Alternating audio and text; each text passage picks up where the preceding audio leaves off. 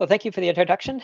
I've been an engineer at Google for 14 years. I started working at Google Docs, the synchronization algorithms for Google Docs, as well as internationalization and performance and a bunch of other things.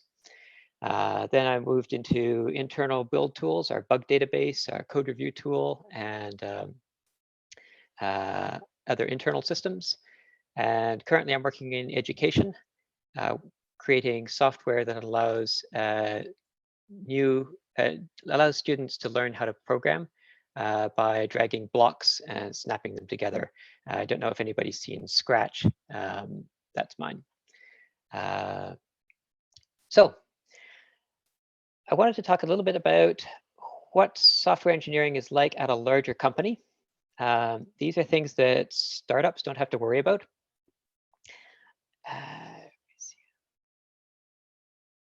I should be sharing my screen. Let me know if you can't see it. So we'll start with first of all, it says confidential proprietary down here. Just completely ignore that. It's I probably used the wrong template. This is all public. So let's take a really simple task and see what it would take to accomplish it. Do I have? There we go. Here's Google's standard login screen. Put in your email address, your password, you sign in, and then you'll get to go to Gmail or your calendar or whatever other service you're trying to get to. Very simple. The problem is we have issues with security, and sometimes people will try to log in as other people and hijack their account. So it would be really nice if after you logged in, it told you when you were last logged in. So if you log in the morning and it said you were last logged in 2 hours ago, you would know, wait a minute, I was asleep 2 hours ago. Something's wrong. Maybe I should change my password or something like that. So what we're going to do in this talk is figure out what would it take to add a simple message. You were last here 12 hours ago. Okay, that shouldn't be too hard. So if you know anything about programming, it's pretty trivial. We can do this with 3 lines. Print. I'm not using any particular language, so print, you were last here, and then you print the number of hours, H, and then hours ago. So now you get, you were last here 12 hours ago. Now, there's a bug. Can anybody see the bug? Let's see if we can.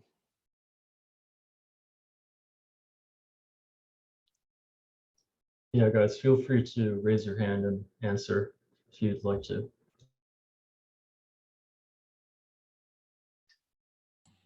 Is it because you didn't define H or? Let's assume that H is all set up by the software. So H is a number. That's all good. Yeah.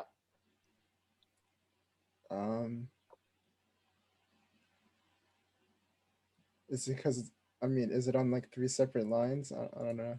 Isn't That's that okay. We'll assume that there's no not, carriage return. It's print, not print line. Yeah. Okay.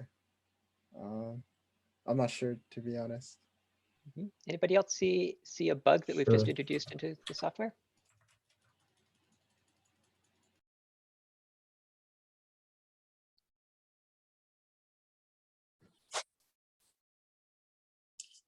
Yeah, is it because it's not able to differentiate if the hours is plural or singular? Got it. Well done. Yes. You were last here. You were last here 1 hour ago is what this will print in some circumstances. Well, that's not very good, but you know, that's pretty easy to do, pretty easy to fix. So you just add, oops, sorry, my direction keys are reversed. There we go.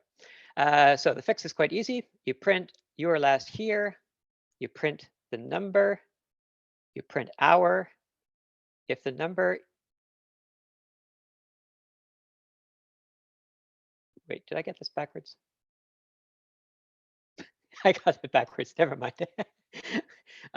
If the number is not equal to 1, then print S. Then print a go. So yeah, so this is quite straightforward. You were last here, 1 hour, skip this, a go. This should not be equals equals, it should be not equals, my fault. Okay, problem solved. Excellent, no more bugs. Now, the next problem is how do we cater for the 95% of the global population that doesn't speak English? And the typical way that you solve this is you look through your application and you find all the strings that are printed and you extract them. And you hand these strings off to a translator and ask them to translate them into German, Vietnamese, Belgian, Russian, whatever. And then you get a whole bunch of files with all those strings in them in different languages. And you modify your program to, instead of using the hard-coded strings like you were last here, it looks up that text in the appropriate data file. And then you simply swap out the data files depending on which language you want to spit out. Well, that works pretty well until you hand the translator these extracted strings. You were last here. Okay, that's fine. Hour, yeah, that's fine. S. Okay, please translate S into German. And the German translator is going to say, what? Because S cannot be translated. And this is a huge problem for translators. They'll get fragments. And furthermore, even if you were to ignore the S problem, you've still got another problem, which is languages don't have the same order. So you were last here 12 hours ago. In German, if you were to translate that literally, you'd get Sie waren zuletzt hier 12 Stunden vor, which may sound German, but it doesn't, it's just completely wrong. It has the same meaning in German as saying, you were 12 hours ago last here. Or actually, you were last ago 12 hours here. German words are in a different order. So trying to add that into your code would become absolutely ridiculous if German then used this piece and then use that piece and then and you've got 50 different languages that you need to support. It would be impossible. So the solution is not to extract strings from your program, but instead build up entire sentences. So your code needs to have entire strings like you were last here %hour ago, and you were last here %hours ago. Those are your two strings. You replace % with the number. You use the first string if it's singular and the second string if it's plural. And then that gives the translator the context that they need to build up an entire sentence that actually makes sense and doesn't look like it's been chopped up and mixed together in the wrong order. So template strings are the way to go.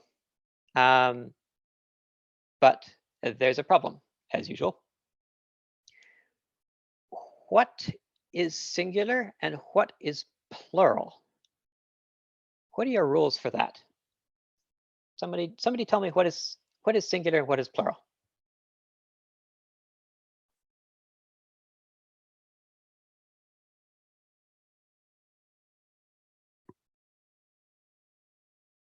Hi, George.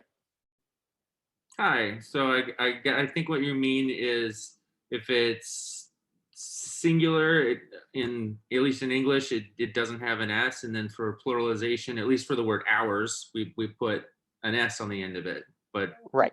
So Okay. H, our variable for hour, is a number. When would you use the singular string? meaning when you'd only have a singular unit of hour. Yeah. to count. So when the So value is 1, that's right. When the value is 1. Now, what about in French? Do you know the difference between singular in English and French? I think the written version has differences, but I think the spoken version doesn't. I don't know. They sound the same, I think, in French. Well, so 1 is singular in both French and English. Is 0 singular or plural? Usually it's plural, yeah. Right. I guess. It's plural in English, but it's singular in French. We would say 0 hours, but in French it would be oh, I've forgotten the word for 0 in French. But not with an E. It would be, yes, the rules for what is singular and plural vary from language to language. It's equals 1 in English. It's equals 0 or equals 1 in French. Thanks, George. Sure. So although our code works just fine for German, which happens to have the same rules for what's singular and plural as English, Sie waren zuletzt vor einer Stunde hier, or Sie waren zuletzt vor 2 Stunden hier. It doesn't work in other languages. Some languages like French, it's just a matter of 0. In other languages, like Icelandic, sorry, I can't pronounce Icelandic. I'm not even going to attempt this one. Icelandic singular is 1, 21, 31, 41, or anything else ending in 1, but not 11. And plural is everything else. So our simple check of if H equals 1 is not sufficient. These are complicated rules, and it gets worse because some languages have got up to 6 different forms. English, French, German, Icelandic have 2 forms. We could call them singular and plural. But some languages have got a second form for, say, the number 2. We see a little hint of that in English. English used to have a second form for 2. We still have a few special words for 2, like both. I want both items. That means there are 2. But we don't have a word for all of them, all of the items for 3. An apple, both apples, all apples, 1, 2, many. So there's a hint that in the past, English used to have a special form for 2. But many languages still do have a special form for 2, or have special forms for teens or various other things. So just what is a plural? It's not even 2 forms. It could be up to 6 different forms, and the rules for each one is different. Other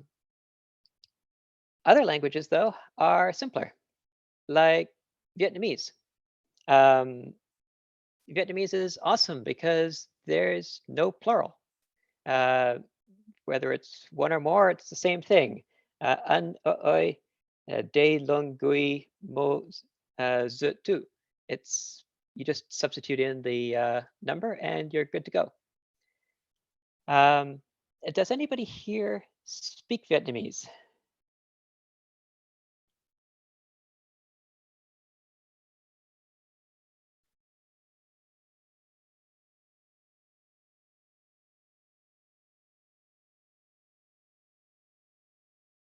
I'm not seeing any obviously Vietnamese names in the attendees list. So, okay, well, Vietnamese is an example of a language which has a slight complication because although we don't have a problem with plural and singular, we've got a different problem. And that's that the language is, the language is gendered. So depending on your gender, you have to say either an o'o or g o'o. And so now in order to print out this message, you were last here 12 hours ago, we need to know what your gender is. So that means it needs to access your profile, and there needs to be a drop down. And of course, we all know that there are only two genders, right? Right? So somehow you have to collapse what the user specify. We have to get a binary gender out of the user so that we can look up which phrase to use for this simple message. But it gets worse. In Vietnamese, age matters. If you're talking to somebody who's old, you speak in a more respectful term. So an old person, you would say, o'o day lung. But if the person is male, like a grandfather, but a grandmother, you'd refer to as ba o'o day, and so on. So we have this matrix now of 4 different phrases that we have to figure out which to use. And now not only do we have to know the person's gender and make sure it's one of the 2 that we support, but we also need to know the person's age and then make a determination as to what is the split at which you choose young versus old. So in the real world, it's relative to yourself. So if the person is older than you are, then you would use the or ba. And if they're younger than you are, then it would be an or g.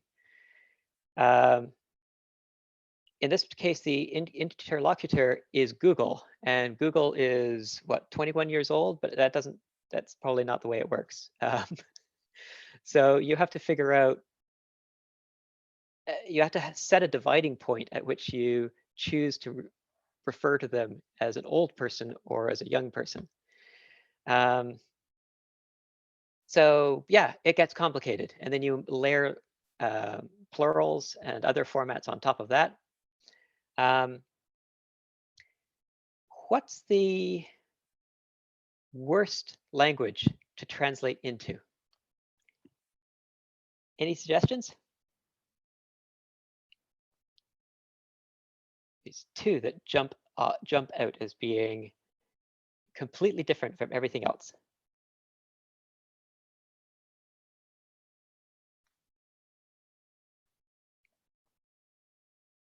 I shouldn't actually say worst language. I should say most difficult language. There are no good languages or bad languages, but there are differences in terms of the difficulty in implementing them.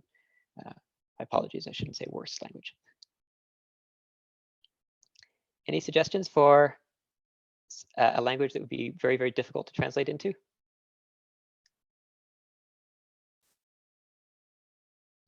Well, there's 2 languages that are every programmer's worst nightmare: Arabic and Hebrew.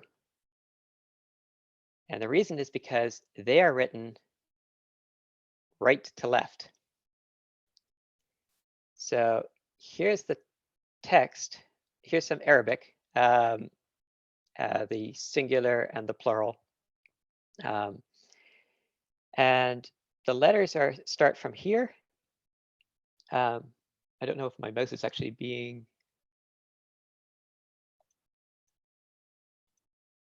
I can't tell if my mouse is being shown. Anyway, the letters start on the right and you read across towards the left. In and of itself, that's not too bad, but it changes the way everything works in the page. So your entire layout has to be different.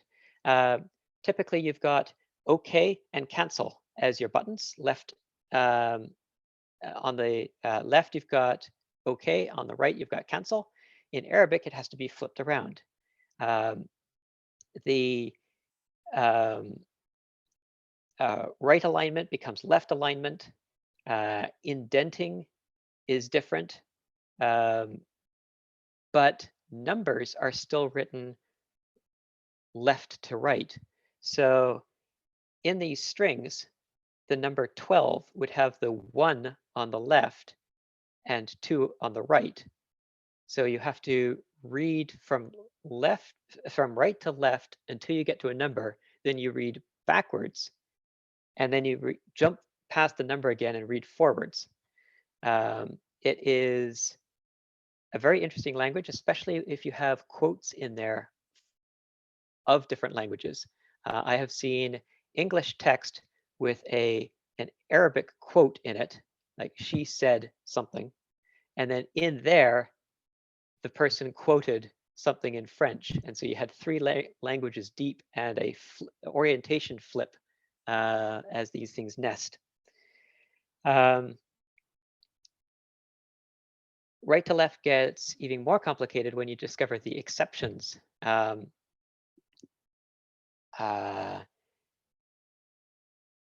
If you have 2 plus 7, in every language, that would equal 9, easy. In Arabic, if you have 2 plus 7, you have to consider carefully what the reading order is. So in 2 minus 7. If you have 2 minus 7 in English, you take a 2, you subtract 7 from it, and you get minus 5. Fine.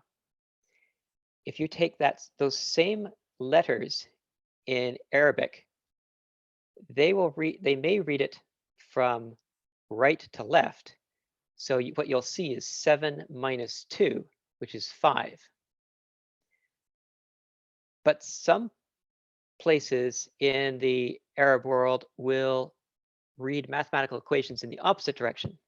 So in, I believe it's Monaco.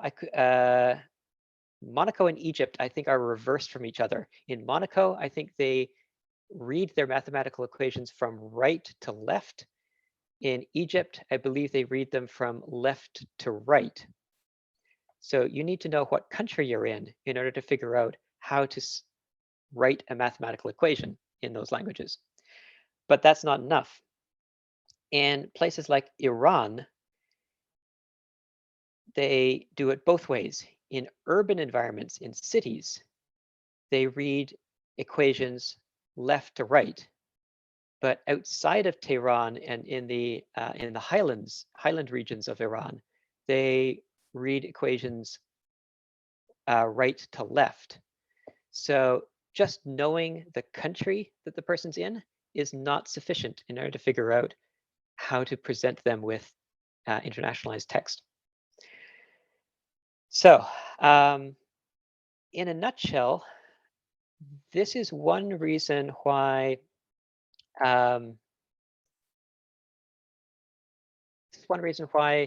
startups are so much faster than large companies at doing things, because they can simply write code that looks like this.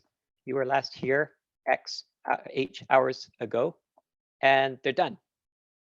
They've written a few lines of text, you push it, and it's launched. Whereas at a large company like Google, this can take weeks to implement, to test, and to launch. So that's one reason why big companies can be a lot slower than startups, because we have people around the world and we can't simply focus on the languages that we know.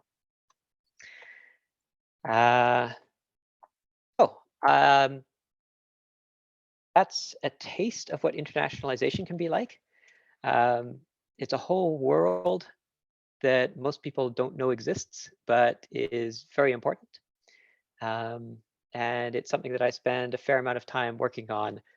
Even if I don't do the translations, I need to know enough about it as a software engineer so that I don't do things that will make life difficult for the translators later, such as having a hard-coded S in the middle of my code and then asking a translator, could you please translate S for me? Do you have any questions?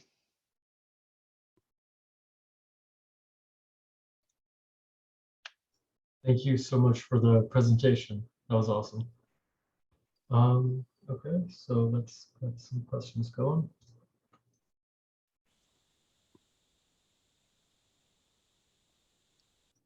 George, go ahead. Hi, so does Google have like a certain like worksheet or template or something so that when software engineers are working on things, they know that they're about to come across something that is going to cause problems for internationalization? So, sort of been earmarked for people so they know what to watch out for? So we have a whole team devoted entirely to internationalization. They've seen it all, and they are the ultimate experts. They can, they know a lot of languages themselves. They can pull in resources from around the world, both inside and outside the company. I had to consult with them when I was creating a play button. Like I was building an application similar to YouTube, and everything is right to left in Arabic and Hebrew. And I was wondering, well, wait a minute, what about the play button, which is a triangle icon that points to the right? Shouldn't that be mirrored? Because so many other things are mirrored as well. And it turns out, no. They told me, the internationalization team told me that the play button icon is not mirrored because that icon first came to public use back in the 70s and 80s when tape recorders were, reel-to-reel tape recorders were everywhere. And the tape recorders were not internationalized when they were shipped out to these countries. So the right pointing arrow has become the international icon for play, and you do not reverse it. But many other icons you do reverse. It depends on when that icon appeared in their culture. So the ultimate authority at Google is the internationalization team. However, every software engineer, when you join Google, takes a whole bunch of courses. There's about three weeks of courses that you take on everything from security to internationalization, and they will walk through the gotchas, point you at different libraries that can help with this, so that you don't have to solve the plural problem every single time, and that gives you the basics so that you don't get into too much trouble. But when you are creating software, you should always obviously use what was taught in that class, but then loop in the internationalization team to have a check of your software early on, so that you don't go down a rabbit hole and make too many mistakes that you have to crawl your way out of. And then at a certain point, you become knowledgeable enough because you've had enough experience to know what to do early on in the development of your project. And right to left is one of the big ones. You have to consider Arabic and Hebrew almost on the first day of the project, because everything has to be able to flip the whole UI. The X button, which is normally in the one corner, has to be in the other corner. Thanks. Good question. Okay, we have a couple more questions. Cool. Thank you for your question, George. Josh is asking, for developers working across languages, how does translation work in the backend? Really, really well. So as a developer, once you set everything up, typically you set up your application to work in English, because English is the common language across all developers at Google. They can speak many, many different languages, but everybody has a common root in English, which is quite helpful. And then there are tools that you use to extract strings out. Of course, you have to be aware of the fact that strings cannot be chopped up into little pieces. So there's an extraction tool, but also every string, you have to add documentation to the string inside your code. So in the extracted file, it'll have the documentation string that you wrote about that text, and then the English text. So a translator will eventually receive both of those pieces. They will see the English word or the English sentence, and then a description also in English of what that, of the context, the overall context of what that sentence is about, as well as information about what %1, %2 get replaced with, so they can understand if they need to flip them around or the broader context. So this data gets farmed out to, sometimes it's volunteers at Google, sometimes it's contractors we bring in, sometimes it's vendors that we send out to, depending on the language. And there's a dashboard where these two pieces of information will pop up, the description and the English, and then the translator will type in the translation in their chosen language. They'll hit submit, and they will be working their way through a fire hose of translations required for all sorts of different products at Google. Those translations will make their way back into your code base, into a separate file, and then when your product launches to the public, the person's login is associated with their language, and your software will then choose the right data file. And of course, the data file has got a lot of technicalities to it, so that, for instance, plurals happen correctly. But despite our best efforts, there are always issues. People have bug reports saying this is not grammatically correct in this circumstance, and we have to go and look at the system and figure out, is it just a bad translation, or do we have to rework the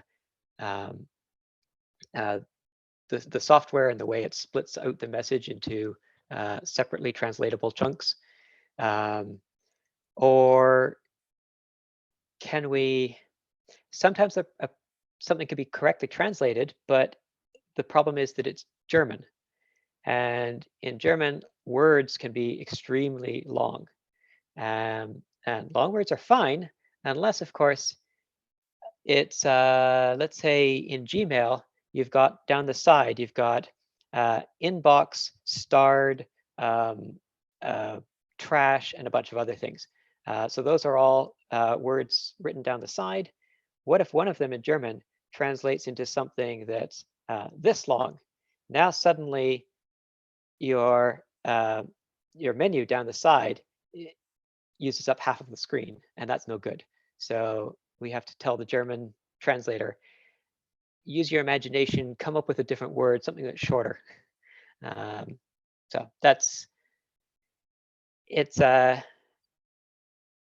so the short answer is, you write your code, you send it off into our system. Our system tries to do the best job it can.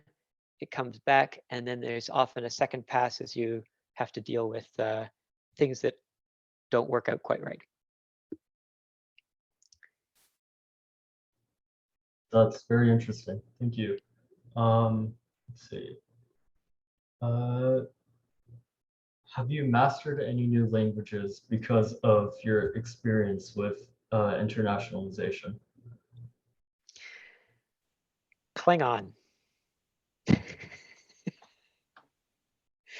I kid you not, Klingon. I don't actually speak it. Sadly, because being able to speak the language is completely irrelevant to internationalization in when writing software. But being able to write it is important. And I make sure that I translate my products into Klingon before I hand it off to the translators. And there's a specific reason for that. Klingon it's a real language. I mean, it's not a natural language, it's a constructed language, but it is a real language written by Mark Okrand, who is he's a prominent linguist, and he knows lots and lots of languages that are real, natural spoken languages on this planet. And as a linguist, you see patterns. And he will follow the patterns, but make sure that he chooses the weirdest pattern possible for every single thing you can imagine. So an example is in English, you have subject, verb, object. That's the natural order. The dog bit the man. In German, you've got subject, object, verb. Der Hund, das Mann, forgotten what bite is, gefrisst, ate. And different languages have got different orders. The one order that never appears in languages on this planet is object, verb, subject. And of course, that's what Klingon uses. So it's a valid language, but it uses the most extreme permutations possible. So if I can translate everything into Klingon, then that's a really good indicator that my code is flexible enough to handle anything, except for right to left, Arabic and Hebrew, but that's a different matter. Yeah, once I'm happy with Klingon, then I send it off to the translators, and I know that I'm not going to have to do a whole bunch of work afterwards to change everything around and then have to send it off to the translators again because my formats has changed. So it saves a lot of work. I love Klingon, and it scares some of my coworkers, which is great. Yeah, that's a very cool check. I never thought of that. Today is a good Okay. day to translate. Okay.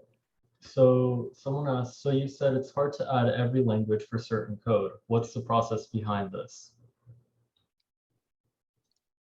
Everything. Oh, right. It's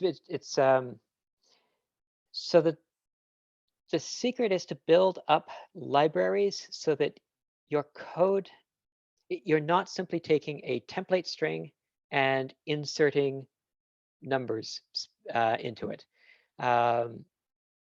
That will get you a certain way, but eventually you get into problems with too many plurals and so on. Like if you've got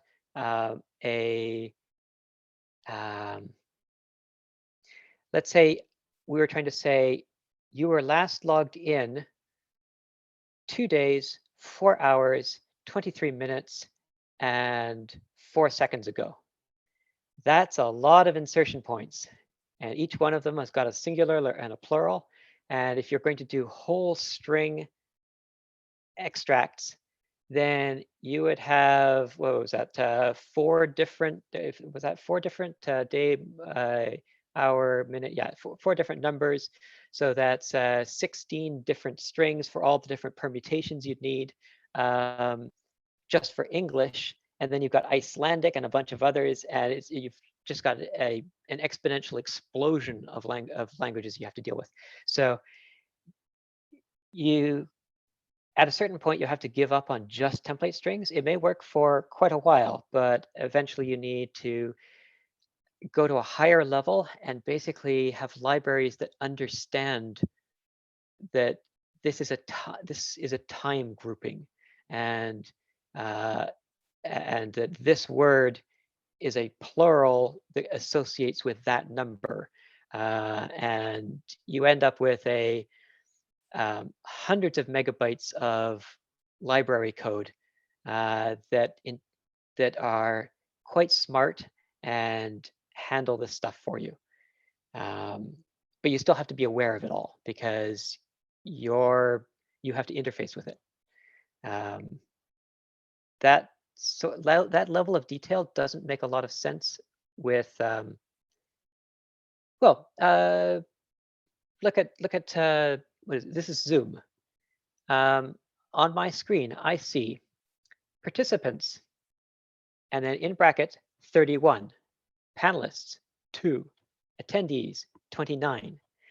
This is a really, really cheap way of getting rid of internationalization, because you just have to translate one word.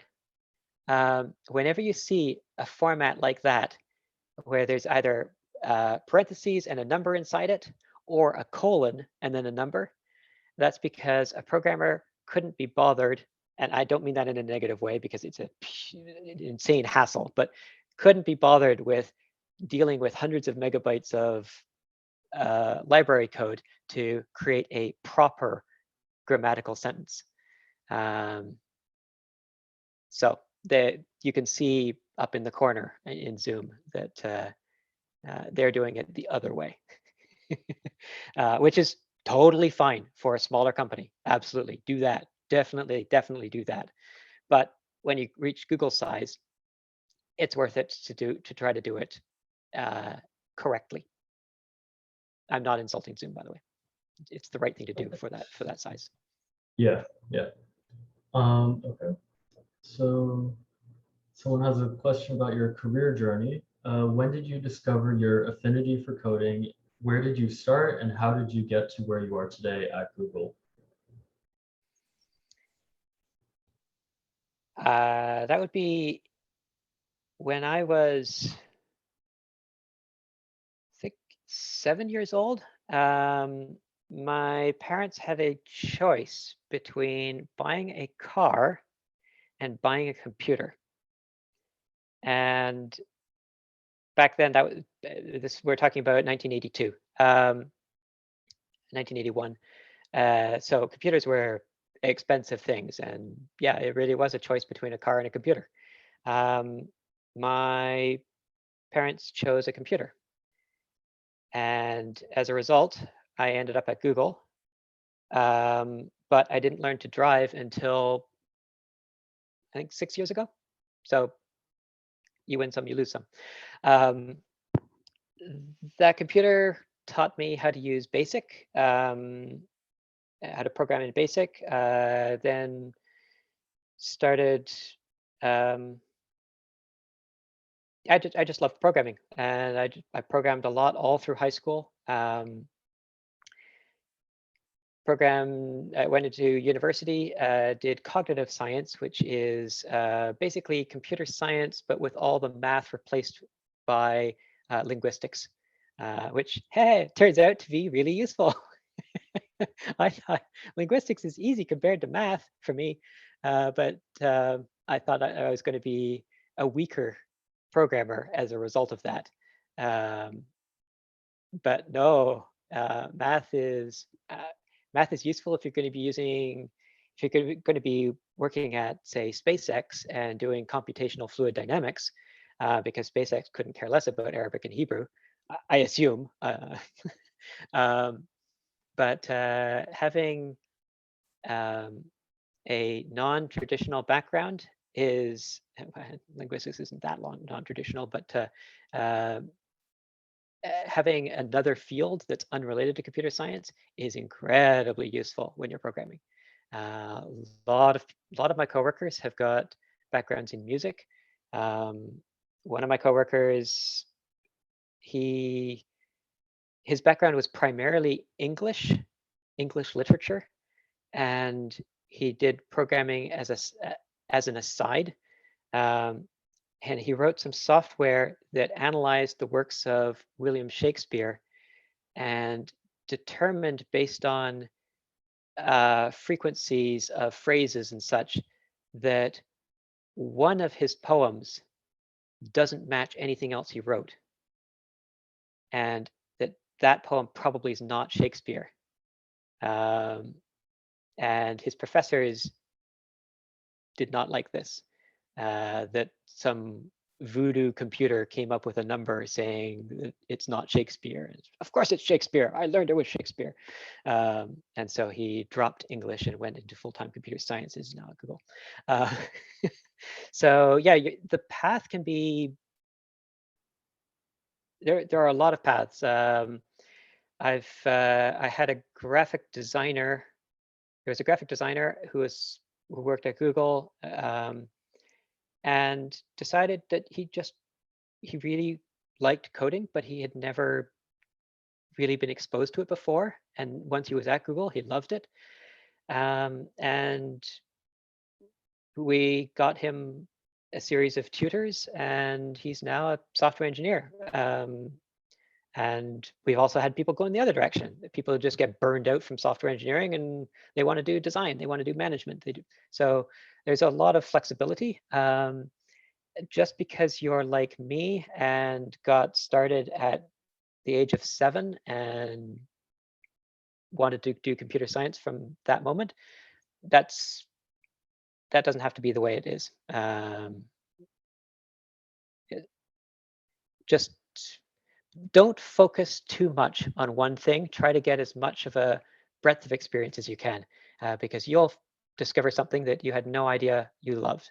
For me, it was astronomy in university. I took an astronomy course because I think it fit the schedule, and I absolutely loved it.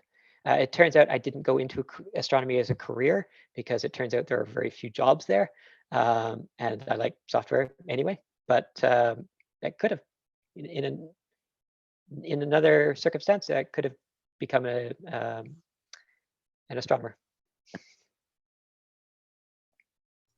I think that's very useful advice to everyone here, because having that breadth of knowledge is pretty useful. Let's see. I have to say that in university, the most valuable courses, looking back on it, the most valuable courses were the intro level first-year courses in every field except computer science.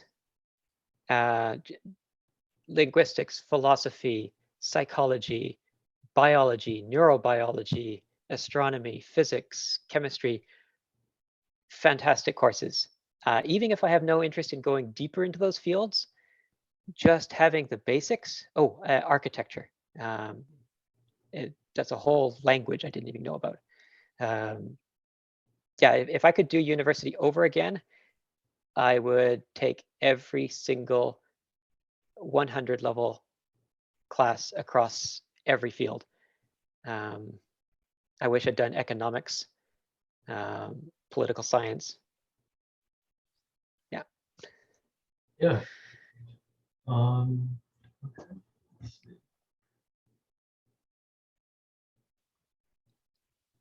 Right. John is asking, with countries that include the UK and Australia, when it comes to making things like Google notifications, is there little to no translation that Google does from American English? So translating from different forms of English is a question. Canadians are very peaceful people in general, until you force them to see the word color without a U.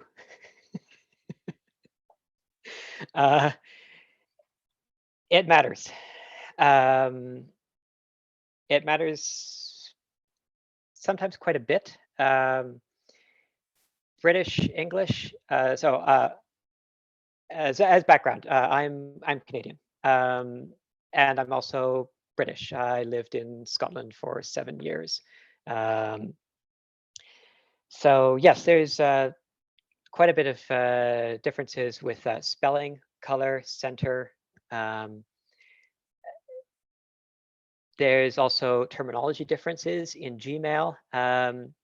In Britain, so in Canada and the US, you've got the trash when you delete a message. In Britain, it's a bin, not trash. So there's terminology changes throughout. These are pretty easy things to translate, of course. The translation is cheap. And it's also not disastrous if it goes wrong. I do say, though, that as a software engineer, I think my proudest accomplishment at Google is writing some software, and just from the code point of view, the stuff that no user ever sees. I spelled color with a U, which is fine. I can spell it any way I want. And that became part of the API. And this product was open sourced and is now being used by MIT. And I forced MIT to start using color with a U throughout all of their code. So yes, that worked out really well. Just a moment. Hey. No worries. Can just ask her to play with Lego. I'll be done soon. Thank you. Sorry, my daughter just came back from gymnastics. No worries at all. She's 5. Oh, So, sorry, remind me what the question was. It was, I got sidetracked with. is there little to no translation between the forms of English? Oh, right. Yeah. So you can get away with quite a lot, but it really makes even. There's 2 places where this crops up. One is, let's say, UK versus US. Another one is if you're in a market where everybody speaks and reads English, but not as their primary language. And you see this in places like India. Almost nobody in India speaks English as a first language, but it's everybody's second language. And so for many people, many software companies, they just crank out their English version and say, we're done. If you translate it into Tamil or Bengali or the 12, 20 other languages there, you get a very different response. It becomes a much more personal experience to them, as opposed to them just using corporate software. Oh, hello. The joys of working from home. It's me. Yeah, hello. Okay, Beverly, I'll be done in just a few minutes. Okay.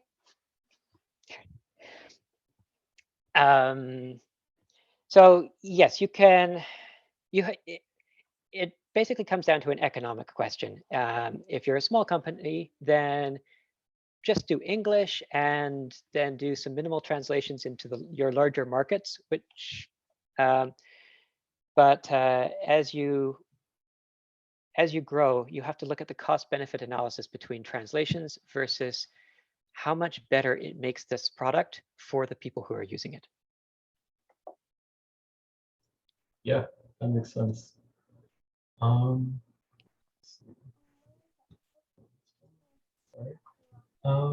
Okay. Does the internationalization department just function as a consulting department in a company like Google, or are they involved in direct software development? Or are they involved in Direct software development, like? Oh, Yes, So they do their own software development for the tools, for instance, the tools that do string replacement, the tools that handle plurals across languages. So they basically write the multi-megabyte libraries that handle the internationalization. They write the dashboards that that translators end up using.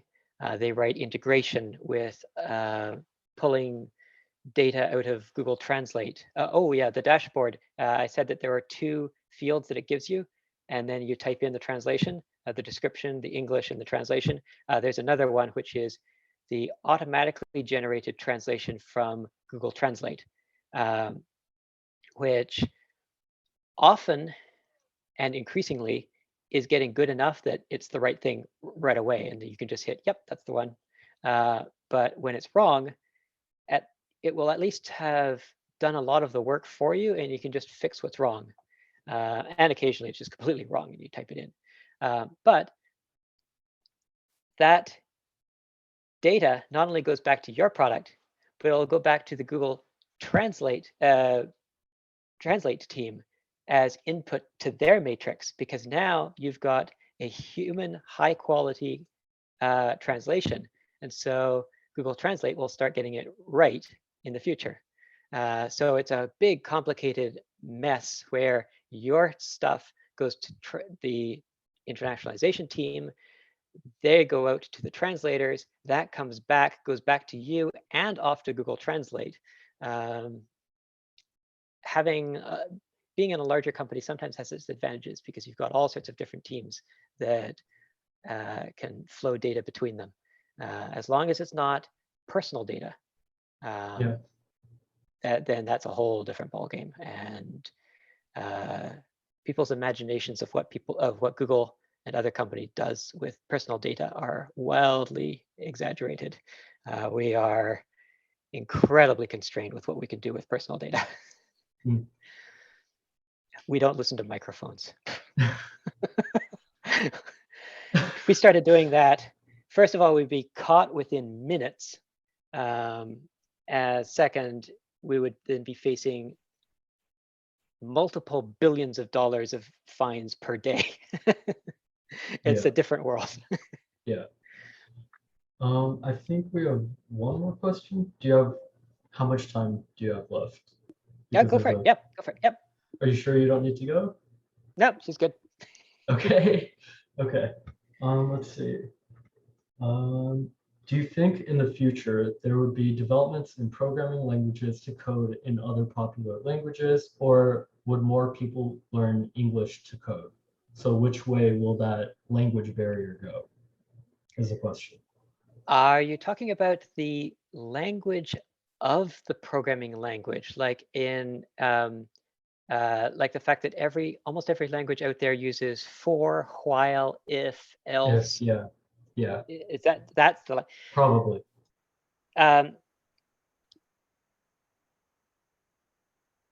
No. I don't think so. And the reason for that is that the vocabulary that you need to learn, I mean, yes, I grant it is unfortunate for a non-English speaker to have to learn to code and have to learn a bunch of English words at the same time. It would suck for me to have to learn how to code in Arabic or in Chinese. So yes, I acknowledge the problem. I don't think that that's going to change though, because the set of words that you need to learn is quite small. It's if, it's for, it's var, it's a few int, char, and a few other things. You learn them, and then the benefit of everybody in the world, regardless of their background, being able to exchange code and read each other's code is just vastly outweighs the smaller benefit of learning to code a little bit faster, but then being stuck in a regional sphere and nobody else can read your code and you can't read other people's code. Now, in theory, you could set up your IDE so that you type Zahle if you're German, and it converts that to number. And so you're still coding, the raw file that you're coding is in English, but your IDE shows it to you in German or something. I'm still not a fan of that, because if you are on GitHub and looking at somebody's code, now suddenly it'll all be different. And so now you have to have everybody else in the world support your translations. So given how simple it is, relatively simple, and how relatively large the benefits are, I don't think that translating programming languages is a good idea. That said, the programming language that I'm working on, the graphical programming language, that it's called Blockly, and it powers Scratch, that is translated into everybody's favorite languages. But that's because the intent is that this is a language that people use for a couple of weeks while they figure out how programming works. And it might as well be in their own language. And then we migrate them onto text-based languages. So yes, there are certain circumstances where you do want to translate the programming languages, but I don't think that that's the future of professional languages.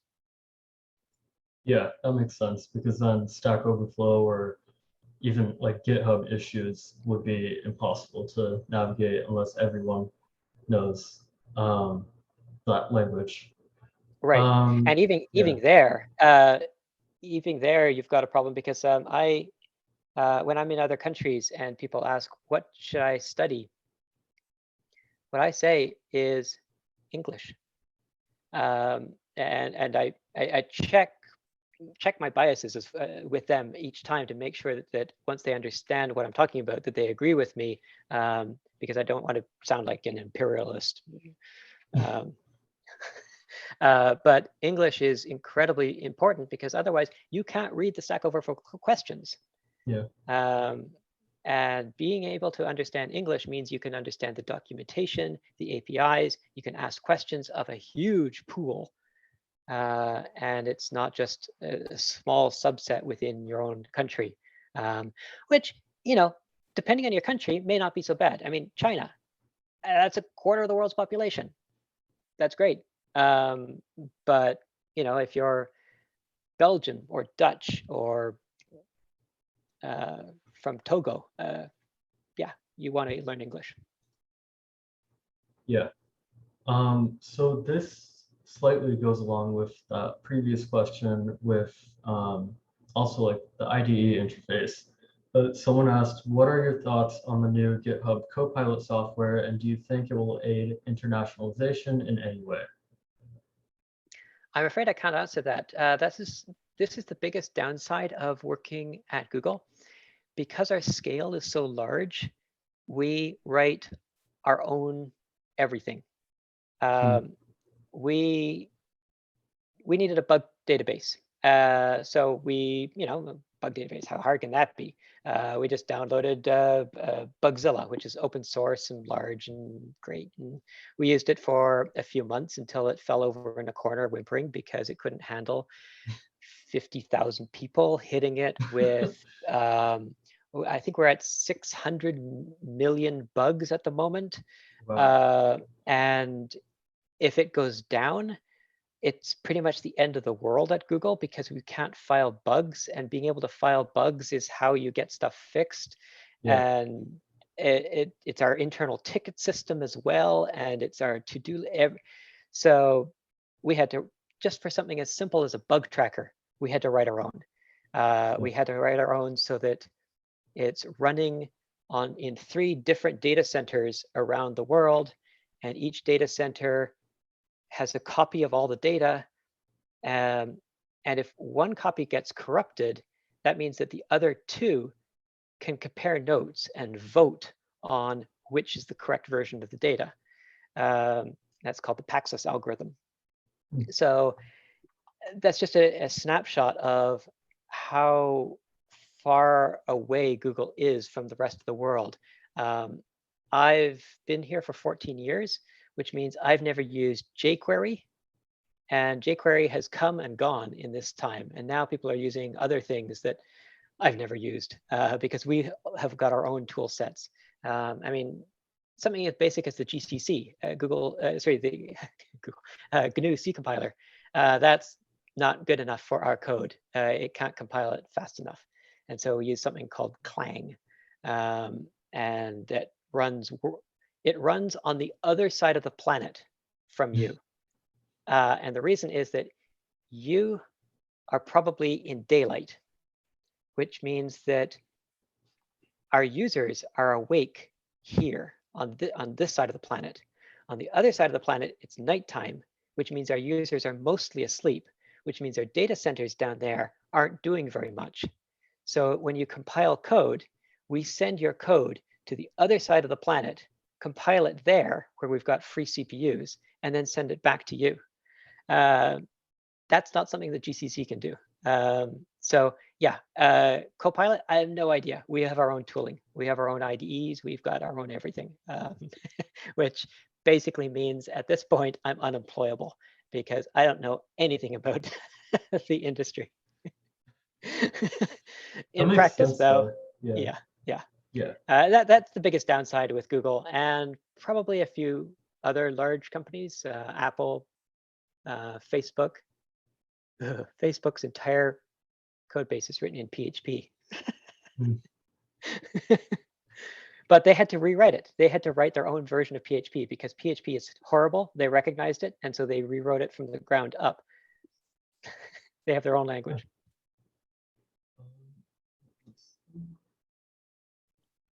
Right. So we have 2 questions more, unless anyone else wants to ask a question.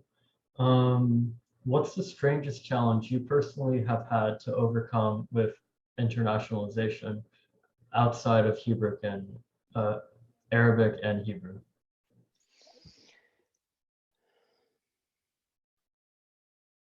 I think I've hit most of the tough ones. Yeah, the subtraction and division in Arabic was horrible.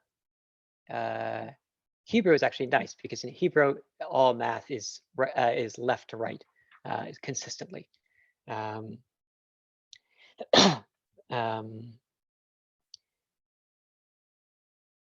the multiple plurals is fun.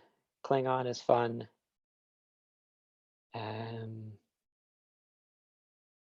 Yeah, I mean, in this talk, I hit the highlights of the worst case scenarios for internationalization that I've run into.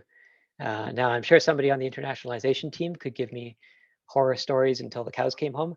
But these are the ones that I, not being an internationalization person, have hit myself. Yeah, those already sound pretty difficult and tedious. Okay, so one more. It's specific to a language. I noticed that I did not see Cantonese in Google Translate before. Does Google Translate for Cantonese as well? Is it hard to find Cantonese translators? Finding them should actually be quite simple. It's a common language. We should have lots of them. So the issue is Google Translate. Yeah, let me just take a look at Google Translate.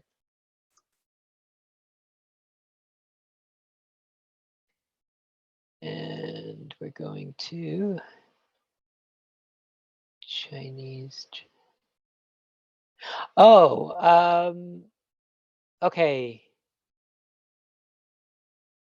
So, well, first of all, I just want to check my ignorance. I don't speak Chinese or write it or know much about it, but my understanding, my ill-informed understanding, is that the written language of Mandarin and Cantonese are the same, although that might be the same the way Britain and the US have the same language. So there could be nuances there that I'm unaware of. And since Google Translate is a written product, there wouldn't be a distinction between Cantonese and Mandarin. I do notice that it has simplified and traditional script, which makes sense.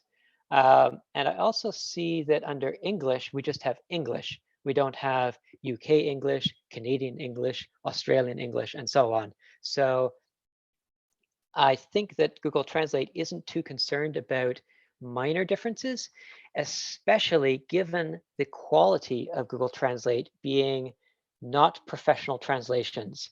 So you don't translate something and then put it on a sign. That's a bad idea. Instead, you translate something for personal consumption only.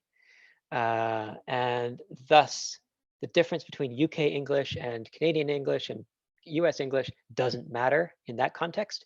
And I'm guessing that the difference between written Mandarin and written Cantonese doesn't matter in the same way for this context at the current level of quality. I'm not an expert, but that's what I'm thinking. And I would love to hear feedback from the person who asked that question as to whether I'm completely off base or not. Yeah, May, if you would like to raise your hand, I can get you to be speaker. Sure. Hi, I asked the question because I'm a fluent Cantonese speaker, and you're right about the written language. It is the same for Cantonese and Mandarin. Yes, there is a simplified version of Chinese. I'm used to reading in traditional Chinese, actually. So I never learned simplified. I think on Google Translate is traditional Chinese. The list I'm looking at has got both simplified and traditional as two separate options under Chinese. It's you've got both options for translate too.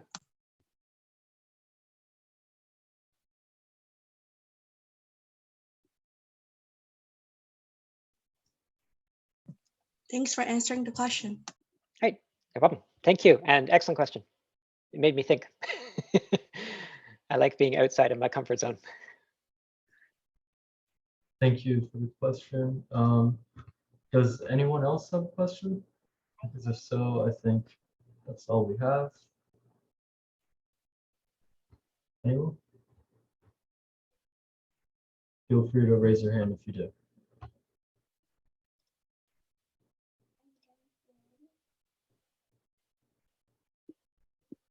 All right. Well, I guess that's all. Oh, yeah, one more. So I'm just seeing translate traditional. So hello world, is that in traditional Chinese and simplified? Wow, that doesn't look very different.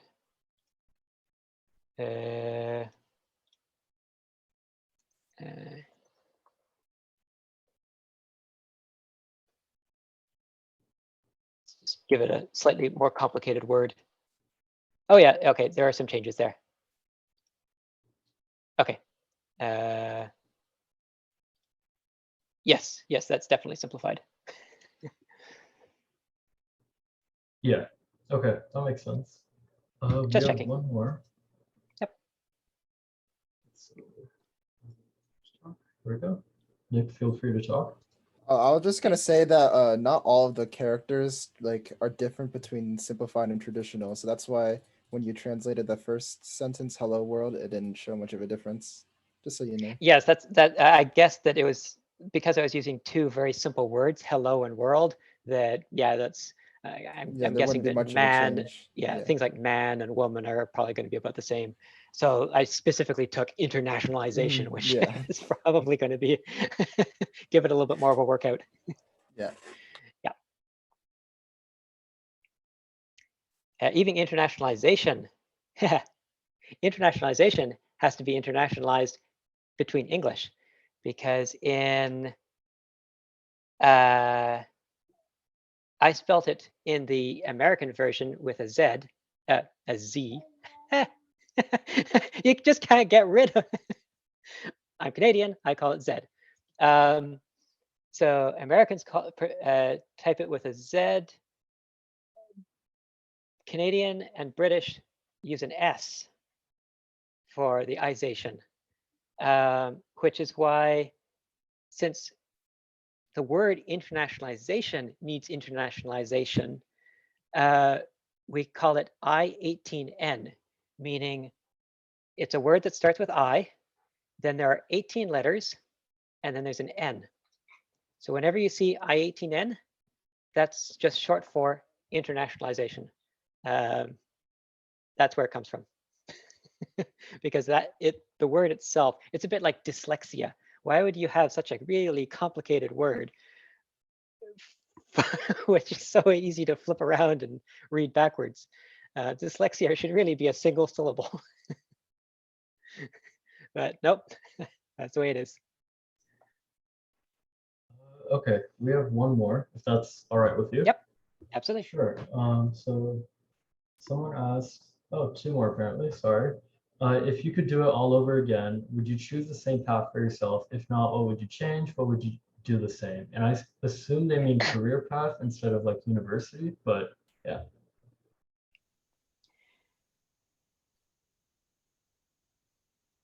I think my biggest mistake was in high school not learning C. I started with BASIC, as did everybody of that era. BASIC was the Python of the 1980s, or the Scratch for that matter, 1980s. Nah, Scratch is a better language. Anyway, I got really, really, really good at BASIC, and I could program in anything in BASIC. And I never took the jump to program something in a more difficult language in C. Many of my friends did. When I started to program something, I could spend a day and write it in BASIC, or I could spend 2 weeks and fight through C. And it just never made sense to high school me to take the time to learn C. And as a result, I ended up in university basically only knowing a single language. And that was not good. That really limited me.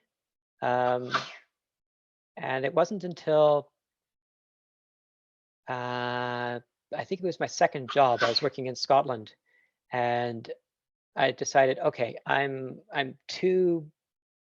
got these walls around me. At that time, I was working in Perl,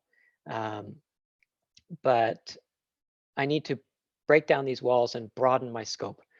So I picked a simple problem. It was like calculate the first 1,000 prime numbers, but it was actually a graphical problem. But it's simple thing like that. And I set myself the task of program this in a new language every week. And I did. I think I got up to 22 different languages. Things that anybody programmed in Euphoria? Don't. But it was fun. I mean, Smalltalk, Euphoria, Pascal, C, C++, Java, JavaScript, TypeScript, Lua, Perl, Python, Parrot. There's so many languages out there, Lisp. And just programming something simple, but not too trivial in every language gives you a really good workout, gives you a much broader understanding of what's out there, and lets you pick up languages much faster in the future. I would recommend at a minimum that everybody know a good compiled language, whether that's C, Java, something like that, and a good scripting language. Python is good. JavaScript is very powerful. And then an academic language. Lisp is probably the best one. Or Lisp or Something like R? Or yeah, R is good. Yeah, there's a few languages that are used in but not, yeah, Lisp or one of its derivatives. There's a whole bunch of derivatives, scheme, and so on. But it's a different way of thinking that really helps you, even if you never use it. Yeah. So yeah, my Yeah. biggest regret was not extending my breadth in languages earlier. And I subsequently made it up, but I still speak C with an accent that I really shouldn't have. Yeah. Okay. One more, if that's okay with you. Yeah. Yep. Great. Any additional tips on any additional tips for aspiring developers who want to focus on pursuing roles within internationalization?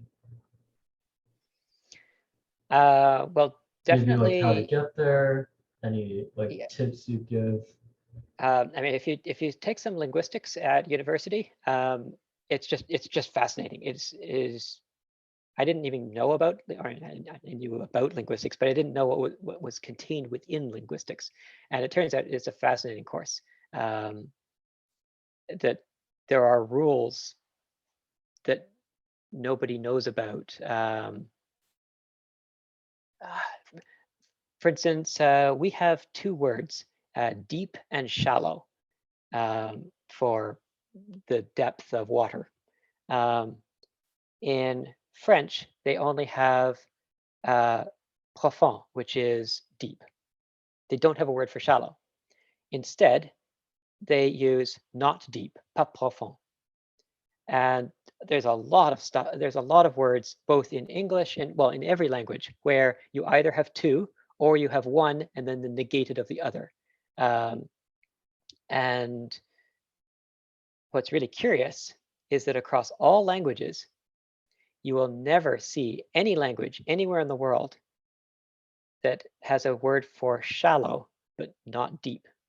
No language has got shallow and not shallow. It's always deep and not deep, or deep and shallow. And it's rules like that and of course, that's why Klingon is so awesome, because of course Klingon will have, I actually don't remember it off the top of my head, but I'm guessing that they will have a word for shallow, but none for deep, and you have to say not shallow. But yeah, it's things like that that make you think, wait, where does this come from? Why are there suddenly consistent rules across cultures that have never met each other? Yeah, linguistics is fascinating. And doing dictation in Croatian, I think it was Croatian, and discovering that there are some words that don't have vowels at all. Discovering that the most common letter in the English language, written, is E, but not spoken. In spoken, the most common sound is schwa, and that all what we think of as what we're saying is all a lie. All the vowels in all consonants, sorry, all the vowels in all syllables except stress syllables morph into the same sound, and it's called schwa. And it's just, what, really? When you ask a question, your voice goes up at the question mark. That's a lie. How can that be a lie? Everybody knows that. It's what's taught in school. No, it's not. It only goes up if it's a yes, no question. Where did you go yesterday? Whom did you meet at the park? You don't go up. Did you meet John at the park? Ah, that goes up because it's yes, no question. Anyway, linguistics is fascinating. Take it. It's awesome. And of course, knowing more than one language is not a prerequisite, but it really helps. Preferably if those languages are not related. Like if you know German and Dutch, I don't count that as two separate languages. Yes, Germans and Dutch think that they're separate languages, but there's not much variation between them. But if you know, say, Bengali and English, now you've got two very different languages, and it will really help you do a lot of the comparisons and you think you could contrast languages yourself without having to look up everything. So yeah, know at least 2 different languages. That's really helpful. And take linguistics. And both of those are just useful in day-to-day life anyway. Yeah, I think those are some great tips. Let's see, does anyone else have any more questions? Either raise your hand so you can speak or do it in the Q&A.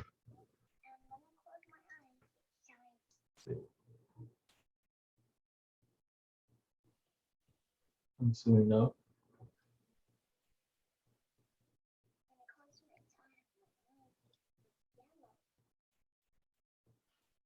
Okay. Yeah. Thank you so very much, Neil, for spending all this time with us and teaching us everything about internationalization. It was very cool and a very interesting lecture. At least from a beginner's level. Yes. If you want the very real cool. horror stories, go talk to the people on the internationalization team. Yeah. Yeah. Thank you for your time. Thank you for your effort on behalf of everyone at CodeDay Labs. We really appreciate it.